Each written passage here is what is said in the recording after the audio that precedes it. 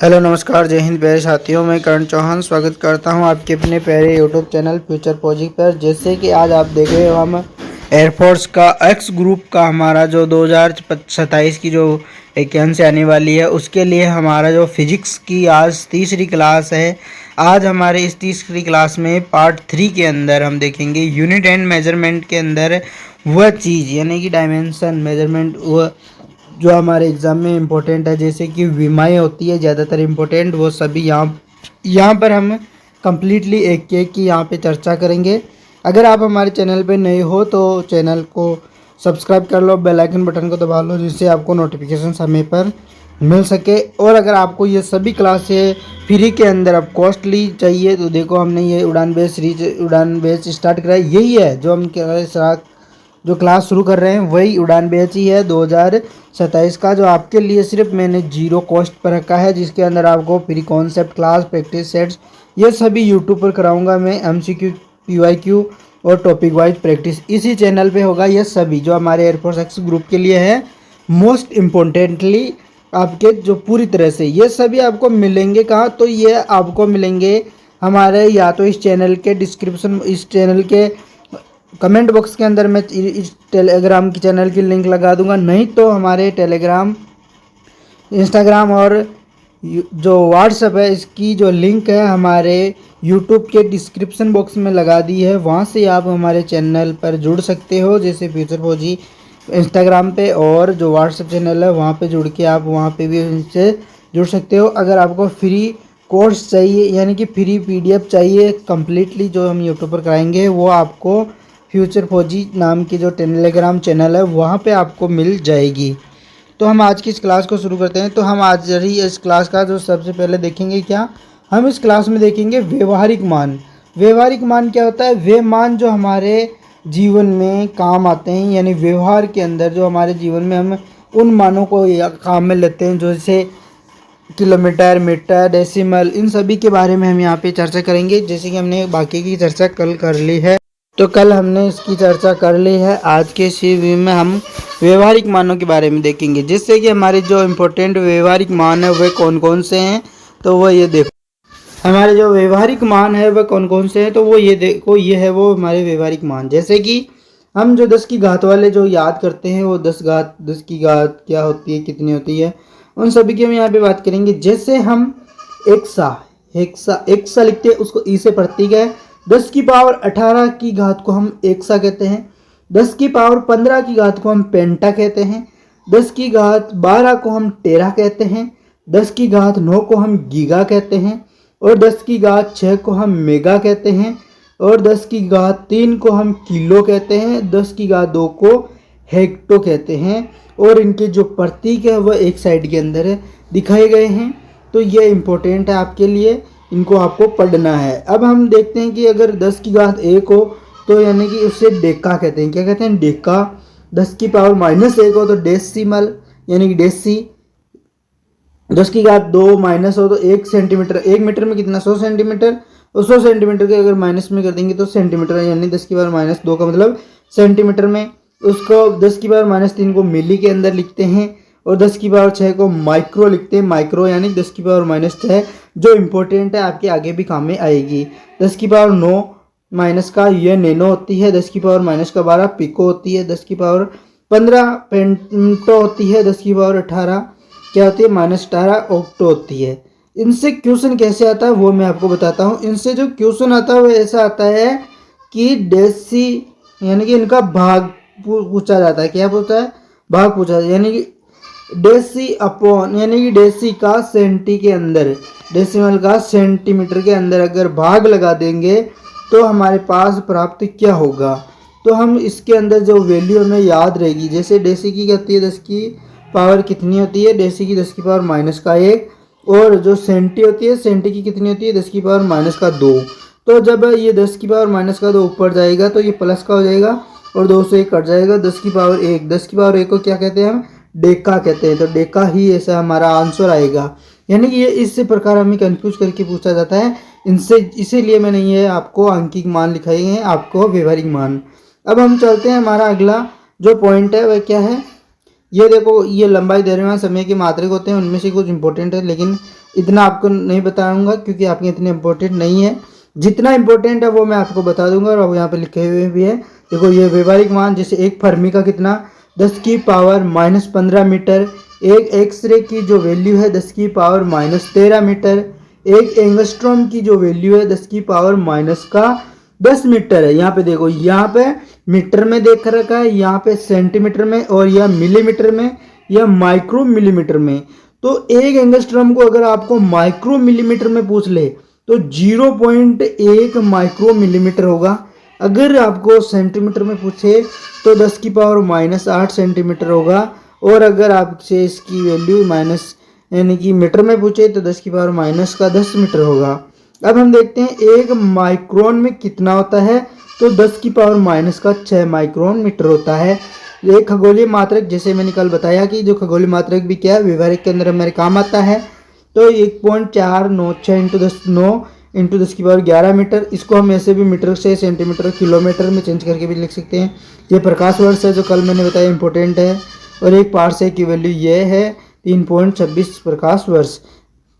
10⁻8 लगाएंगे। फिर ये द्रव्यमान के अंदर हमारे पास कुछ ऐसी वैल्यू आती है जैसे चंद्रशेखर इकाई, यानी जो क्या होती है सूर्य के द्रव्यमान का 1.4 गुणा होती है, 2.8 10⁻30 kg होती है। मीट्रिक टन होता है, वो 1 मीट्रिक टन होता है 1000 kg के बराबर है। क्विंटल यानी ज़्यादातर बच्चे इसमें कंफ्यूज होते हैं, और ज़्यादातर मुझे जहाँ तक मालूम है सभी गाँव से हैं तो वो क्विंटल में कंफ्यूज होते हैं। तो एक क्विंटल के अंदर होते हैं 100 kg, कितने 100 kg, और एक मीट्रिक टन के अंदर होता है 1000 kg। एक परमाणु द्रव्यमान का मात्रक कि देखो एक AMU यानी कि एटॉमिक मास यूनिट, तो 1.67 इंटू 10⁻27 kg, जिसके अंदर प्रोटॉन तथा न्यूट्रॉन का जो द्रव्यमान होता है वो 1 AMU की कोटि का होता है। ये द्वितीय द्रव्यमान मानक कहलाता है। अब ये समय के अंदर दे रखा है, ये हमें इतना इंपॉर्टेंट नहीं है। मात्रक विमाई, तो हम इसमें आपको बल की विमाई यानी कि कैसे निकालते हैं विमाई वो आपको एक बार बता देता हूँ। ये आपको मालूम है बल का सूत्र होता है F बराबर क्या होता है, F बराबर होता है ma, F बराबर होता है ma, F बराबर क्या होता है ma। चलो यहाँ से मैं इसको हटा के आपको इस पेन से लिखाऊंगा कि F बराबर क्या होता है, F बराबर होता है ma, और एक को हम क्या लिखते हैं, त्वरण क्या होता है, त्वरण होता है वेग बटा समय। क्या होता है, वेग बटा समय। तो वेग बटा समय, और वेग क्या होता है, विस्थापन बटा समय। तो हम इसको कैसे लिख सकते हैं, वेग को विस्थापन बटा समय, विस्थापन बटा समय। अब यानी समय नीचे कितनी बार आया, 2 बार। तो हम एक की जगह क्या लिख सकते हैं, F बराबर, यहाँ पे M आ गया, यहाँ पे L यानी कि विस्थापन यानी दूरी। हम क्या कहा था कि लंबाई को हम किस में लेंगे, L के अंदर लेंगे। लंबाई को हम किस में लेंगे, तो मीटर में लेंगे। तो यहाँ पे हमारे विस्थापन आ गया, और नीचे समय कितनी बार है, तो 2 बार T के अंदर लेंगे। अब हमारे पास यहाँ पे द्रव्यमान है, M क्या है, यहाँ पे द्रव्यमान, जिसे हम किस में लेते हैं, तो इसको हम लिखते हैं M1 metre, M1 L2, M1 L1 है, सॉरी L2 नहीं है, यहाँ पे L1 है।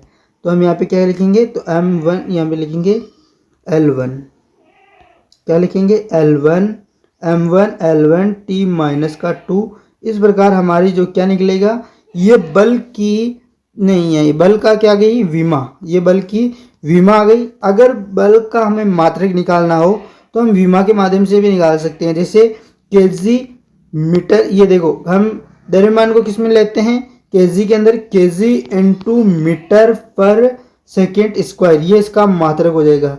कौन सा होगा, kg मीटर इंटू पर सेकेंड स्क्वायर, ये बल का मात्रक हो जाएगा। मैं आपको यहाँ पे लिखा देता हूँ, देखो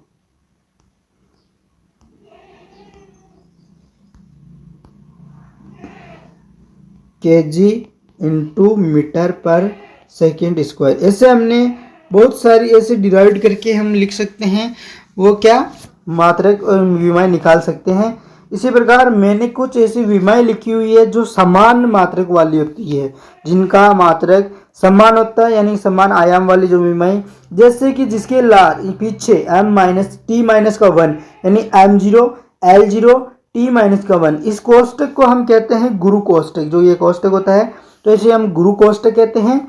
और हम इसके अंदर जो समान विमाएं वाली मात्रक वाली जो विमाएं हैं वह कौन कौन सी है। जैसे आवर्ती, इनके लिए कॉमन है ये m0 l0 t-1 की जो विमा है, यानी कि ये किसकी हो सकती होती है, तो ये आवर्ती, कोणीय वेग, वेग प्रवणता और से स्थिरांक, इनकी जो विमाएं होती है, यानी कि आवर्ती, कोणीय वेग, वेग प्रवणता और से स्थिरांक, इनकी जो विमा है वह क्या है, m0 l0 t-1। अब हम देखते हैं m1 l2 t-2। तो इसकी जो विमा है वह क्या है, कार्य, ये किसकी विमा है, तो ये कार्य की होती है। एक आंतरिक ऊर्जा जिसमें गतिज ऊर्जा, स्थितिज ऊर्जा और संभावित गतिज, देखो लिख दी नीचे, बल आघूर्ण और बल का क्षण, यानी कि ऐसा है। एक एग्जाम के अंदर एक क्वेश्चन आया था टॉर्क की विमा, जो टॉर्क की विमा भी यही है m1 l2 t-1, या बल आघूर्ण की विमा भी ऐसा ही है। और अगला प्रश्न है, यानी कि अगली जो विमा है m1 l-1 t-2, यानी कि ये किसकी है, दबाव, यानी दाब, तनाव, यंग का मापांक, थोक मापांक, कठोरता का मापांक, ऊर्जा घनत्व, इनकी जो विमा है वह क्या है, m1 l-1 t-2। और आवेग और संवेग की जो विमा होती है वह समान होती है, वो क्या होती है, m1 l1 t-1। और गुरुत्वाकर्षण के कारण, गुरुत्वाकर्षण की जो शेष शक्ति है, गुरुत्वाकर्षण के अंदर के त्वरण, जो गुरुत्वाकर्षण के त्वरण के हैं, गुरुत्वाकर्षण के कारण जो त्वरण होता है उसके अंदर जो गुरुत्वाकर्षण क्षेत्र की जो तीव्रता है वह है m0 l1 t-2। यह इसकी पूरी विमाएं है, इनकी विमाएं हैं।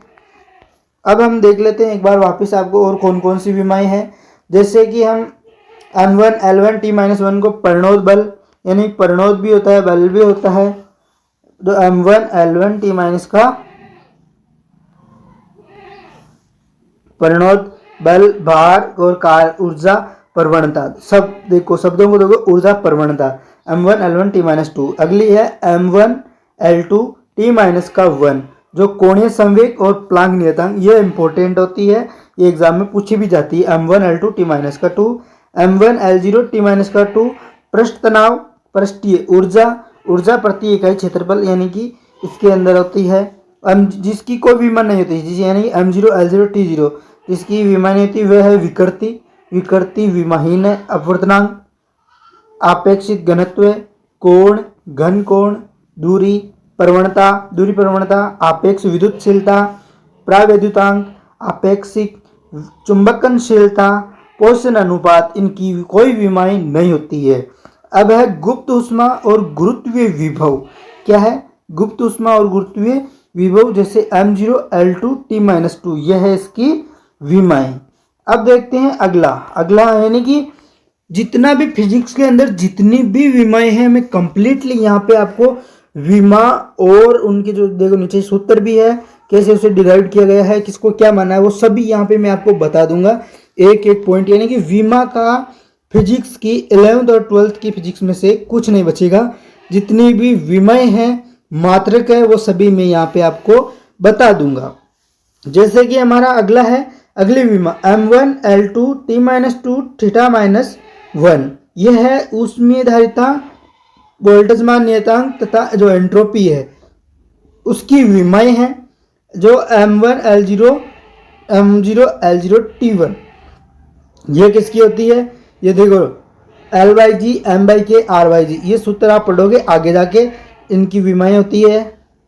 जब हमारे पास क्या क्या है, देखो L लंबाई है, G गुरुत्वीय त्वरण है, M द्रव्यमान है, K स्प्रिंग नियतांक है, R पृथ्वी की त्रिज्या है। ये सभी टाइम है, टाइम के बराबर होते हैं, ये सभी टाइम के बराबर होते हैं। तो टाइम की विमा क्या है, T1 हो जाएगी। देख लिया, तो T1 हो जाएगी इनकी सबकी विमा। और ऐसा देखो क्वेश्चन में, ज्यादातर क्वेश्चन में ऐसा संबंध पूछा जाता है, L/R √LC RC, इसके अंदर जो L क्या प्रेरकत्व है, R प्रतिरोध और C धारिता, इनका गुणनफल रूट पूछ लेता है, इसका भाग के अंदर पूछ लेता है, कुछ भी पूछा जा सकता है। और अगली है m1 l2 t-2, I2RT V2RT, यानी कि देखो Q बराबर I2RT ऊष्मा की है, ये ऊष्मा की विमा, ऊष्मा ऊर्जा के बराबर होती है। जो इनकी जो विमा होती है, क्वेश्चन में अगर ऐसे देख के भी पूछ ले और सूत्र अगर आपको याद है कि किसका ये सूत्र, तो आप उसकी विमाएं निकाल सकते हो। उसकी विमा क्या हो सकती है, m1 l2 t-2 होती है।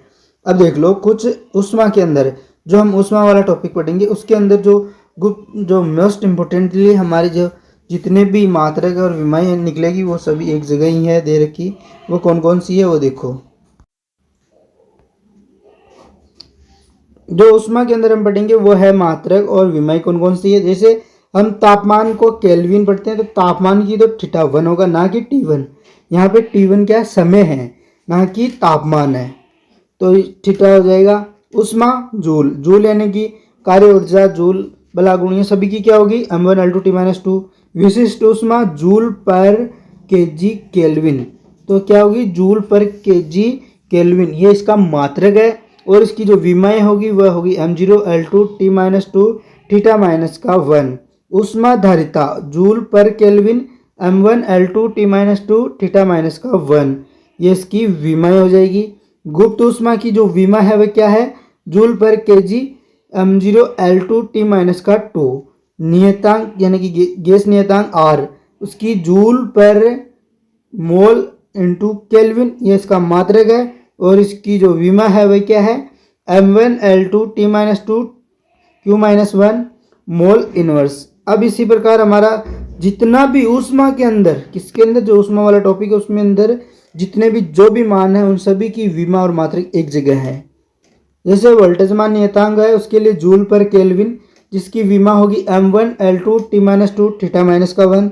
ऊष्मा चालकता गुणांक यानी कि K जूल पर metre into second into kelvin, इन सभी की जो विमा होगी m1 L1 T-3 theta minus का 1। स्टीफन नियतांक जूल पर metre square into kelvin 4, m1 L0 T-3 theta minus का 4, ये इसकी विमा हो जाएगी। विन नियतांक जिसकी मीटर इंटू केल्विन मात्रक है और इसकी जो विमा है वह m0 L1 T0 theta 1।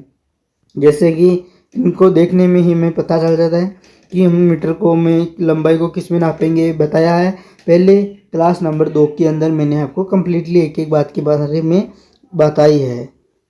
Planck नियतांक joule second m1 L2 T-1। रेखीय प्रसार गुणांक की जो मात्रक है वो होता है केल्विन इनवर्स, इसकी विमा होती है थीटा माइनस का 1 यानी कि m0 L0 T0 theta minus का 1। ऊष्मा का यांत्रिक तुल्यांक जूल पर कैलोरी जिसकी कोई विमा नहीं होती है। और ये बाकी की बची हुई कुछ विमाएं हैं जैसे कि ऊष्मा का यांत्रिक तुल्यांक, यह भी मैंने बता दिया। वांडर वाल नियतांक या वांडर वाल नियतांक भी दो होते हैं, तो दोनों की जो विमाएं होती है वो दोनों यहाँ पे दी गई है m1 L5 T-2 m0 L3 T2। अब देखते हैं विद्युत वाले पार्ट के अंदर भी हम क्या देखेंगे, विमाएं देखेंगे विद्युत वाले पार्ट के अंदर, यानी कि क्लास 12th का ये पार्ट 1 है। उसके अंदर हम देखेंगे विद्युत के अंदर यानी कुलाम यानी आवेश, आवेश का जो मात्रक होता है वह कुलाम होता है जिसकी जो विमाएं होती है m0 L0 T1 A1। एक बार आपको यहाँ पे रिवीजन करा दूंगा फिर बाद में वहाँ पर भी बता दूंगा जिससे कि आपको ज़्यादा याद हो सके जल्दी से जल्दी। विद्युत धारा का मात्रक एम्पियर होता है m0 L0 T0 A1, इसकी विमाएं होती है। धारिता कुलाम पर वोल्ट तथा फेरेड m-1 T L-2 T4 F4, ये सभी इसकी विमाएं होती है। विद्युत विभव क्या होता है जूल पर कुलाम या वोल्ट होता है, इसका मात्रक क्या होता है जूल पर कुलाम या वोल्ट होता है जिसकी विमाएं m1 L2 T-3 A-1। जो मुक्त आकाश की विद्युतशीलता है ε0 कुलाम स्क्वायर पर न्यूटन इंटू मीटर स्क्वायर, ये कैसे आया वो मैं आज क्लास के अंदर बताऊंगा। m-1 L-3 T4 A2। अब देखते हैं हम अगला प्रावैद्युतांक नियतांक मात्रकहीन होता है। प्रावैद्युतांक नियतांक के जो इसकी विमा ही नहीं होती है। प्रतिरोध की जो विमा होती है वोल्ट पर एम्पियर तथा ओम m1 L2 T-3 A-2। प्रतिरोधकता तथा विशिष्ट प्रतिरोधकता ओम मीटर होता है जिसकी जो विमा होती है m1 L3 T-3 A-2 होती है। स्वप्रेरण नियतांक की जो विमाएं वोल्ट इंटू सेकेंड एम्पियर तथा हेनरी ओम सेकेंड होती है m1 L2 T-2, ये इसकी विमाएं होती है। अब हम देखते हैं क्या चुंबकीय क्षेत्र के मात्रक एवं विमाएं। अगला हमारा क्या है चुंबकीय क्षेत्र के मात्रक एवं विमाएं। अगर आपको ये सभी चाहिए पीडीएफ तो हमारे टेलीग्राम पर जुड़ जाना, वहाँ से इसको आप वहाँ से याद कर सकते हो, रिवीजन। यहाँ पे चुंबकीय क्षेत्र के मात्रक और विमाएं देख लेते हैं। जैसे चुंबकीय फ्लक्स की जो विमाएं होती है और मात्रक होते हैं वो भी मैंने यहाँ पे बता रखा है। जैसे वोल्ट इंटू सेकेंड तथा वेबर, ये इसका मात्रक होता है चुंबकीय फ्लक्स। फाई बराबर क्या होता है, फाई बराबर बी ए कोस थीटा होता है, फाई बराबर बी ए कोस थीटा होता है। उसके लिए जो मात्रक होता है वो होता है वेबर और वोल्ट इंटू सेकेंड, जिसकी जो विमाएं होती है m1 l2 t-2 a-1 इसकी विमा होती है। और इसके लिए जो अन्य मात्रक है वो नीचे दे रखा है। अब हम देखते हैं अगला मात्रक और विमीय चुंबकीय प्रेरण। उसके लिए जूल, चुंबकीय प्रेरण का है joule per ampere into metre square, volt into second metre square अथवा टेस्ला, ये चुंबकीय प्रेरण का होता है। और m1 l0 t-2 a-1 इसकी क्या होती है, ये इसकी विमाएं होती है। अब हम देखते हैं अगला चुंबकीय तीव्रता, चुंबकन तीव्रता के अंदर एम्पियर पर मीटर होता है, एम्पियर पर मीटर होता है, जिसकी मात्रक तो एम्पियर पर मीटर होता है। और इसकी विमा होती है L-1 T-A1 यानी T0A1। चुंबकीय द्विध्रुव आघूर्ण यानी M बराबर 2Q 2mL इसका द्विध्रुव आघूर्ण होता है, एम्पियर इंटू मीटर स्क्वायर होता है। M0L2 T-A1 होता है, T0A1 होता है। न्यूटन इंटू एम्पियर स्क्वायर अथवा joule per ampere metre square, ये किसके होते हैं, तो ये होते हैं मुक्त आकाश की चुंबकनशीलता यानी कि चुंबकनशीलता म्यू नोट की विमाएं और मात्रक कौन सी है, मात्र विमाएं m1 l1 t-2 a-2, इसका जो मात्रक होता है volt into second, ampere into metre, ohm into second, metre, henry per metre, ये इसके मात्रक होते हैं जो इम्पोर्टेंट है। अब हम पढ़ेंगे पृष्ठीय तनाव यानी पृष्ठीय आवेश घनत्व। पृष्ठीय आवेश घनत्व के अंदर कूलॉम इंटू मीटर स्क्वायर पर मीटर स्क्वायर है ये, जिसके अंदर जो विमाएं होती है m0 l-1 t1 a1। विद्युत द्विध्रुव आघूर्ण p Coulomb metre m0 l1 a1 इसकी विमाएं होती है। चालकता के लिए 1/r ओम इनवर्स होता है, ओम इनवर्स यानी कि ओम की जो विमा होती है उसका उल्टा चालकता होता है। m-1 l-2 t3 a2 इसकी विमाएं होती है। विशिष्ट चालकता के लिए ओम इनवर्स पर मीटर इनवर्स यानी कि दोनों अपॉन के अंदर हो जाएंगे, तो इसकी जो विशिष्ट चालकता है रो यानी कि प्रतिरोधकता का उल्टा वही क्या होगा, इसकी विमाएं। धारा घनत्व के लिए ampere per metre square m0 l-2 t0a1। विद्युत क्षेत्र की तीव्रता वोल्ट पर मीटर न्यूटन पर कूलॉम, यह इसकी विमाएं होती है m1 l1 t-3 a-1। रीडबर्ग नियतांक क्या होता है, metre inverse m0 l-1 t0। अब हम देखते हैं अगला है कि हम किस इकाइयों की आयाम यानी कि विमा मात्रक विश्लेषण का जो अनुप्रयोग है उसे कैसे निकालते हैं उसके बारे में आपको क्लास 11th के अंदर बताया गया है। भौतिक राशि की परिभाषा या सूत्र लिखने के लिए हम इनकी विमाएं और मात्रक ज्ञात करते हैं। अब विमाएं सूत्र में m1 l1 t को आवश्यक प्रणाली की मूल इकाइयों से बदलने पर हमें भौतिक राशि की इकाई प्राप्त होती है। हालांकि कभी कभी हम इस इकाई को एक विशिष्ट नाम भी दे देते हैं। तो हम निकालेंगे भौतिक स्थिरांक या गुणांक की विमा ज्ञात कैसे करते हैं, तो हम यहाँ पे निकालेंगे किसकी, गुरुत्वाकर्षण स्थिरांक या नियतांक। गुरुत्वाकर्षण नियतांक यानी F बराबर क्या होता है Gm1 m2, ये क्या होता है, ये गुरुत्वाकर्षण के लिए गुरुत्वीय बल होता है। जो हमारे पास बल की हम जानते हैं विमा क्या होती है, हमें इस नियतांक की विमा निकालनी है। तो हमारे पास जो G एक साइड में रहेगा और इसके m1 l1 t-2 m1 l1 t-2 और इसके अंदर इंटू के अंदर जो r स्क्वायर जाएगा तो l स्क्वायर हो जाएगा और m2 नीचे हो जाएगा। यानी कि इसकी जो विमाएं होगी G की विमा क्या होगी m-1 l3 टी माइनस का 2, ये इसकी विमाएँ हो जाएगी। हमें गुरुत्वाकर्षण नियतांक जी की वैल्यू, जी की जो विमाएँ हैं वो इस प्रकार निकालते हैं। इसको डेरिवेशन करके गुरुत्वाकर्षण बल का सूत्र याद होना जरूरी है। अब आप कमेंट बॉक्स में बताओगे इसका मान कितना होता है। इसी प्रकार हम प्लैंक स्थिरांक की विमा निकाल लेंगे, श्यानता गुणांक की निकाल लेंगे। इसी प्रकार हम आगे अब क्या देखते हैं, ये इतना इम्पोर्टेंट नहीं है जितना बता रखा है इसके अंदर। देखो CGS पद्धति में जो जी का मान भी आपको यहाँ पे दे रखा है, क्या है 6.67 × 10⁻²। CGS इकाई है, इसकी वैल्यू 6.14 CGS इकाई है। जबकि इसका विमीय सूत्र जैसे देखो अभी मैंने निकाला है -1 L3 T माइनस का 2 होता है।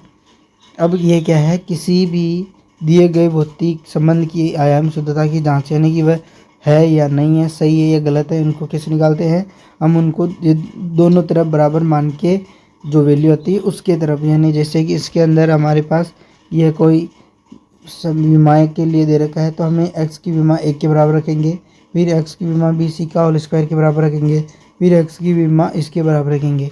तो ऐसे करके हम पूरी विमा को ज्ञात करते हैं। दोनों प्रत्येक पद की विमाएँ समान है तो समीकरण विमीय रूप से क्या हो जाएगा, सही, और अगर नहीं होगी तो गलत होगा। एक विमीय रूप से सही समीकरण भौतिक रूप से सही हो सकता है और नहीं भी। उदाहरण के लिए हमारे पास जो क्या है mv², F बराबर mv²/r², यह किसका सूत्र होता है, यह होता है अभिकेंद्रीय बल। F बराबर mv²/r अभिकेंद्रीय बल होता है। उसमें से हमें इसकी विमाएँ, राशियों की विमाएँ को प्रतिस्थापित करने पर हमें क्या प्राप्त होता है वो निकालना है। यहाँ पे v की r की वैल्यू रख के फिर f की वैल्यू के हिसाब से रख लेना।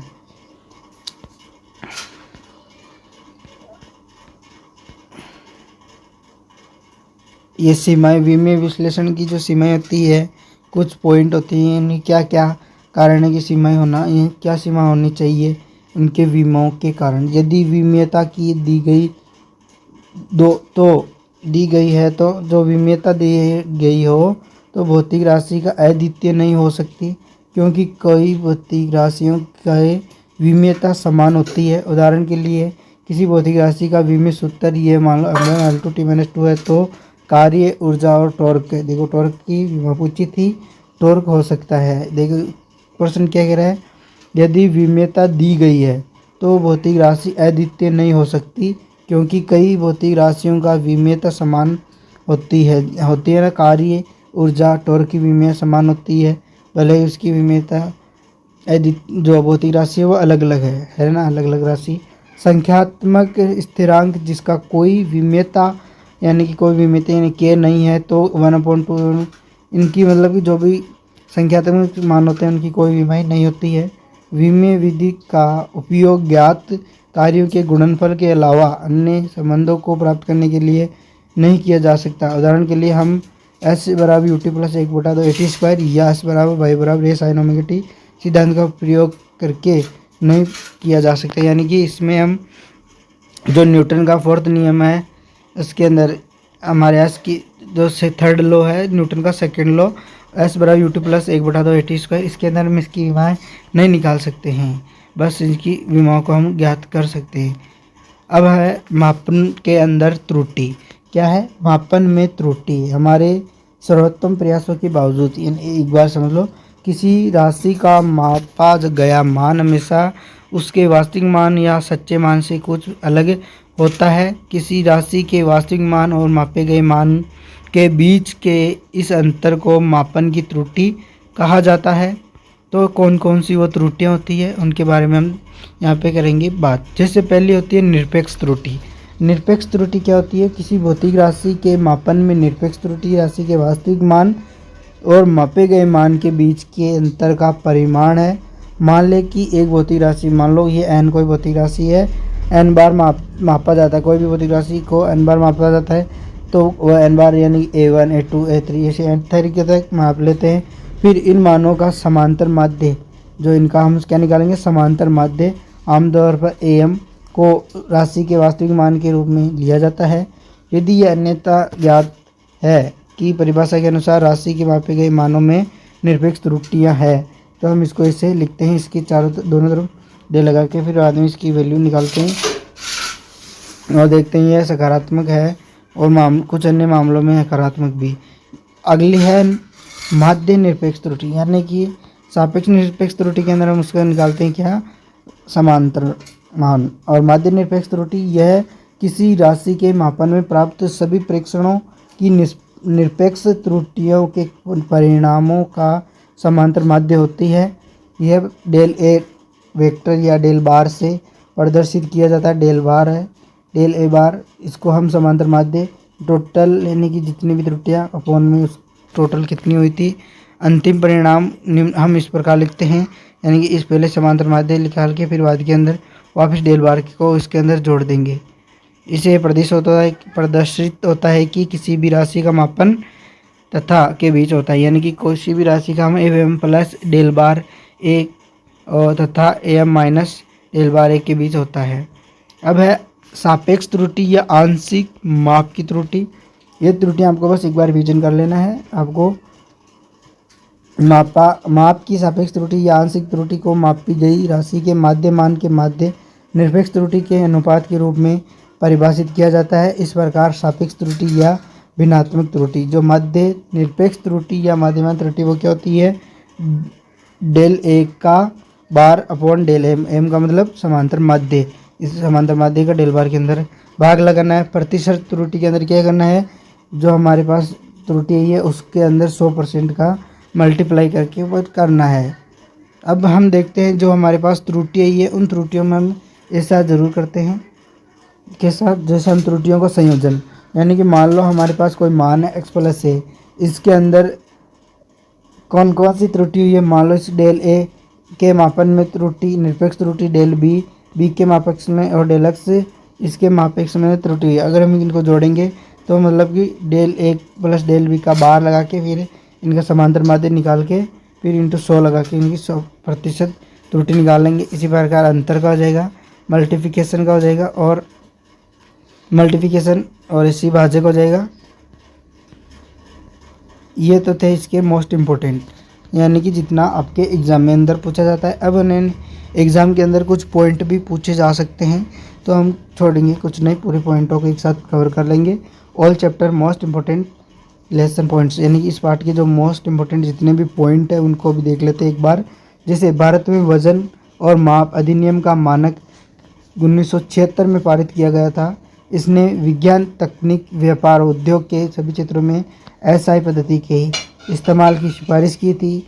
कई भौतिक राशियों के आयाम, विशेष रूप से गर्मी, ऊष्मागतिकी, बिजली, चुंबकत्व में द्रव्यमान, लंबाई और समय के संदर्भ में अकेले तर्कहीन हो जाते हैं। इसलिए एसआई को अपनाया गया, जिसमें 7 मूल इकाइयों का उपयोग किया गया, जिसके बारे में मैंने आपको बता दी। 7 मूल मात्रा कौन कौन से हैं, 7 इकाइयाँ कौन कौन सी है। एक भौतिक राशि के आयाम वे शक्तियाँ हैं, आयाम क्या होती है, जिनके लिए मूल इकाइयाँ केवल मौलिक इकाइयाँ नहीं है, को उस भौतिक राशि की व्युत्पन्न इकाइयों का प्रतिनिधित्व करने के लिए बढ़ाया जाना चाहिए। मूल इकाइयों के संदर्भ में भौतिक राशि की इकाई लिखने के में विमीय सूत्र बहुत मददगार होता है। जो विमा निकालते हैं हम, वह बहुत ही हमारे लिए आसान होता है अगर भौतिक राशि की इकाई को हम ज्ञात करते हैं तो। एक भौतिक राशि के आयाम इकाइयों की प्रणाली पर निर्भर नहीं करती। देखो इसे इंपॉर्टेंट पॉइंट आ सकते हैं कि एक जो भौतिक राशि है वो आयाम की इकाइयों की प्रणाली पर निर्भर करती है या नहीं। एक भौतिक राशि जिसमें कोई इकाई नहीं है, आमतौर पर उन मूल इकाइयों के प्रतीकों जिनका विमीय सूत्र में आयाम 0 होता है, विमीय सूत्र से छोड़ दिया जाता है। यह कहना गलत है कि बल की विमाई यह है। दूसरी ओर हमें कहना चाहिए कि बल का विमीय सूत्र m1L2T-2 है और बल की विमीय द्रव्यमान में 1, लंबाई में 1 और समय -2 है। विमाई और विमीय अलग अलग होता है, विमाई और विमीय सूत्र में अलग अलग अंतर होता है। 2 समान राशियों के अनुपात के रूप में परिभाषित भौतिक राशियाँ विमीय होती है। लघुगुणक, घातांक, त्रिकोणमितीय अनुपात, ये इसके कुछ मोस्ट इम्पोर्टेंट पॉइंट थे जो आपको याद रखना है। कि इतना इम्पोर्टेंट नहीं है जितना आपको पढ़ना है, बस आपको एक बार ये देख लेना है कि 1 किलोमीटर पर घंटा का अंदर हम बदलना है तो 5/18 मीटर पर सेकंड स्क्वायर, 1 मीटर पर सेकंड स्क्वायर में 1 मीटर पर सेकंड के अंदर 3.6 इंटू किलोमीटर पर आवर्स, ग्राम के अंदर 1000 ग्राम प्रति मीटर क्यूब, एटमॉस्फेयर में 76। इसी प्रकार में इसको कम्प्लीटली हमारा ये आज का टॉपिक हो गया। तो आज पूरी क्लास देखने के बाद ज़रूर बताना कि कैसी लगी क्लास। अच्छी लगी तो लाइक करना, शेयर करना, सब्सक्राइब करना और अपने दोस्तों तक इसे ज़रूर शेयर करना।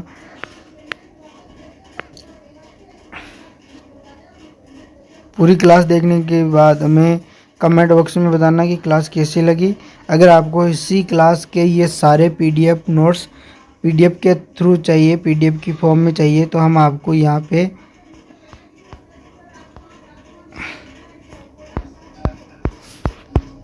ये सभी आपको मैं कहाँ उपलब्ध कराऊंगा, हमारे टेलीग्राम चैनल पे। कहाँ पे? तो ये सभी आपको हमारे टेलीग्राम चैनल पे, यहाँ पे देखो, या तो इस क्लास के नीचे बॉक्स कमेंट बॉक्स में आपको मैं टेलीग्राम चैनल का लिंक लगा दूंगा। और हमारे जो नहीं तो आप इन सभी जो प्रैक्टिस सेट, एमसीक्यू, पीवाईक्यू, आज हमारी ये क्लास कंप्लीट है।